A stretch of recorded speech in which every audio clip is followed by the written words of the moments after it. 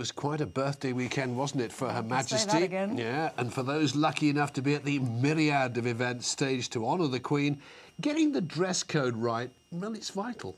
But when dedicated youth leader Philip Pearce-Smith from Holbury in Hampshire was nominated for the MBE, what he should wear to go to Buckingham Palace was the last thing on his mind. Debbie went to meet him and hear his rather embarrassing memory for the last in our series, The Queen and I.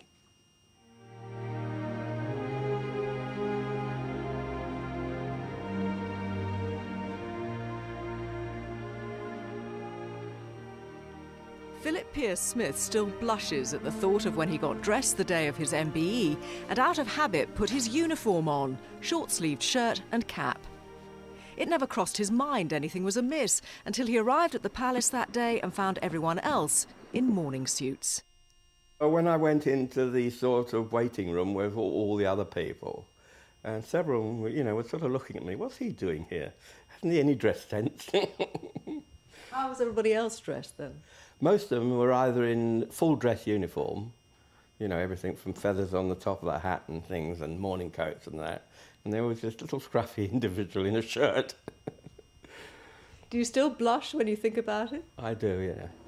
You see, Tiffy, as he's affectionately known, is really happiest when he's out in the open air on a rescue with the Venturers Search and Rescue organisation he founded in the 1960s. The League of Venturers provide rescue services to the police in the New Forest and the Coast Guards in the Solent. As well as the lives they've saved, he's lost count of the number of teenagers he's helped to acquire valuable engineering and first aid skills and a sense of purpose. I founded it with my late wife in August 1961, and the object was to show that if you gave teenagers the training, equipment, opportunity and trust, they could provide a valuable service to the community. How many people do you reckon you've rescued over those decades? Well, it must run into thousands, and even actual lives saved. What thoughts were going through your mind as you dressed and got ready to go to the palace that day? Frightened to death. Really. Really? I can't believe it. You've carried out all these rescues and you say you were frightened. So in fact, when the time came for me to go forward, I froze, and the Lord Chamberlain gave me a tap up the bottom to push me forward. Do you think Her Majesty noticed? She didn't blink an eyelid. And the amazing thing is, she knew all about me, all what I've done. And when I thought there's all those people there, and she knows exactly why I'm getting the award and can tell me. Prince Charles is Grand Patron of the Venturers, and back in 1977, launching the Silver Jubilee Trust, was singing the organisation's praises.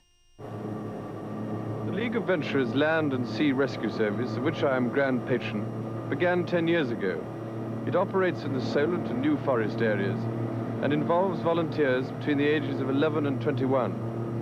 In this exercise, the average age is 15, and nearly all of them are from secondary modern or comprehensive schools.